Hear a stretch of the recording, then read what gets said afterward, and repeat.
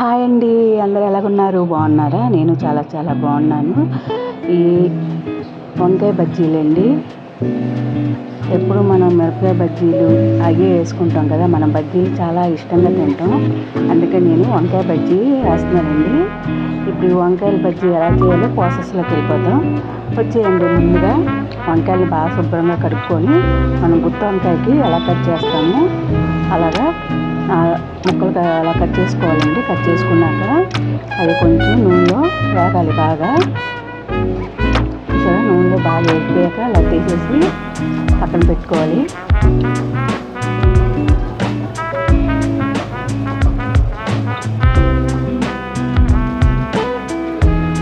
ఇలా బాగా వేగాక అన్నీ తీసి పక్కన పెట్టుకున్నాక ఒక బౌల్లోని మనం సన్నగా కట్ చేసుకున్న ఉల్లిపాయలు, పచ్చిమిరపకాయలు, క్యారెట్ తురుము, ధనియాల పొడి, కారం, ఉప్పు, గరం మసాలా వేసుకొని బాగా మిక్స్ చేసుకొని పక్కన పెట్టుకోవాలి.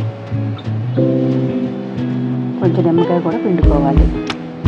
నిమ్మకాయ కూడా పిండుకొని బాగా కలుపుకొని పక్కన పెట్టుకోవాలి.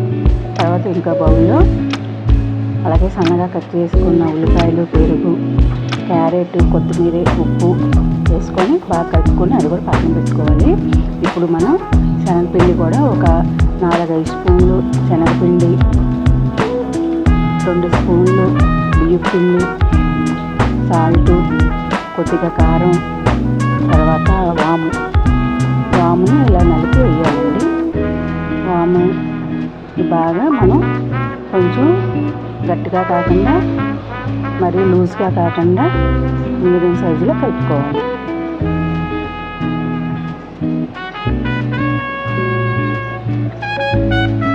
బాగా ఉండలు లేకుండా బాగా కలపాలి.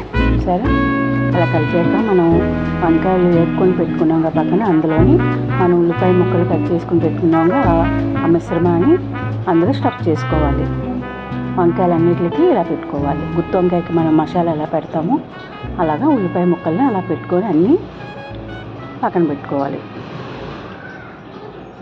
చూసారా, అన్నీ ఇలా పక్కన పెట్టుకున్నాక మనం శనగపిండి కలుపుకున్నాము. అందులో మనం మిరపకాయ బజ్జీ ఎలా వేస్తామో అలాగే వంకాయను ఉంచి అలా వేయాలి.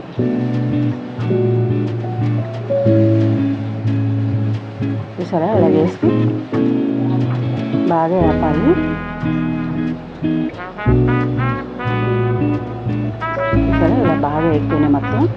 ఇప్పుడు దీన్ని ఏం చేస్తామంటే మనం పెరుగు చట్నీ కలిపి పెట్టుకున్నాం కదా, అందులో ఈ బజ్జీని సగం మధ్యలో కట్ చేసి అందులోని ఆ పెరుగుని పెట్టుకొని సర్వ్ చేసుకుంటే ఎంతో రుచికరమైన వంకాయ బజ్జీ చాలా టేస్టీగా వచ్చిందండి. ఇలా ఒకసారి ట్రై చేసి చూడండి, చాలా బాగా కుదిరింది.